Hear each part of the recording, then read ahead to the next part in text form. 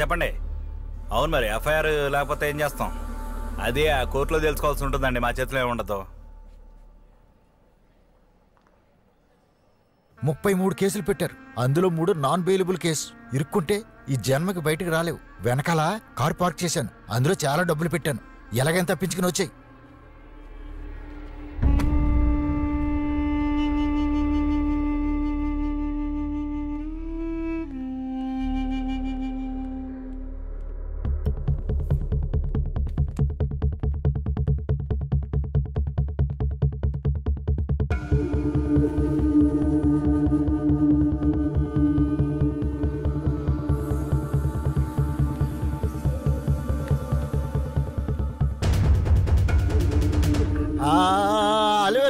Live on చేయి. ప్రభుత్వ hospital నుండి మంత్రి నారాయణ మారువేషంలో పారిపోతున్నాడు.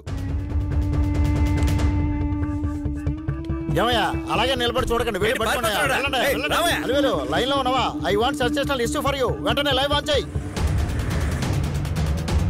2 రాష్ట్రాల్లో తెలుగు ప్రజల కోసం ఒక ముఖ్యమైన బ్రేకింగ్ న్యూస్ మీకోసం. అన్నా బయటకు వచ్చాడన్నా. రవి అన్నా మన బళ్ళన్నీ రోడ్డు మీదకు పంపు.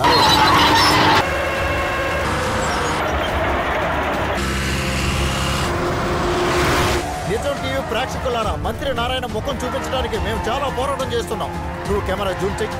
తను మాకు దొరకకుండా చాలా వేగంగా పారిపోతున్నాడు. మేము కూడా అదే వేగంతో వెళుతున్నాం. వాడు ఊరు దాటి వెళ్ళడానికి వీల్లేదు. ఎవరికి కనపడ్డా వేసేమని చెప్పు. అలాగే అందరూ యాక్సిడెంట్ అనుకో. ఓకే.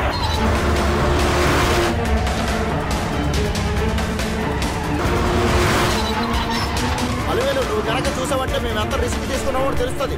మంత్రి నారాయణ కారులో చాలా వేగంగా వెళుతున్నారు. ఆయన వెంబడించి మేము వెళుతున్నాం. ఎలాగైనా ఆయన పట్టుకొని ఆయన జతలు నిజాలు కక్కించి ప్రజల ముందు పెట్టాలని మేము చాలా రిస్క్ తీసుకుంటున్నాం. నువ్వేమన్నావు అలివేలు?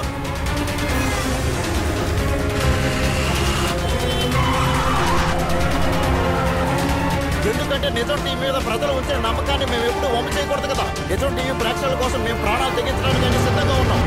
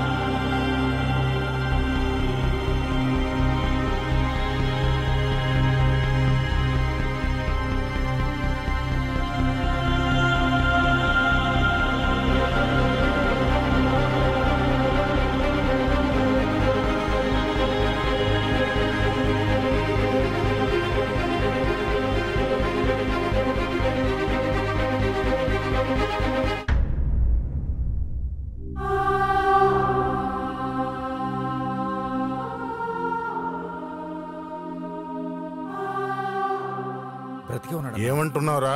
అన్నా అంబులెన్స్ బయలుదేరిందనా? అంబులెన్స్ నే లేపేయి.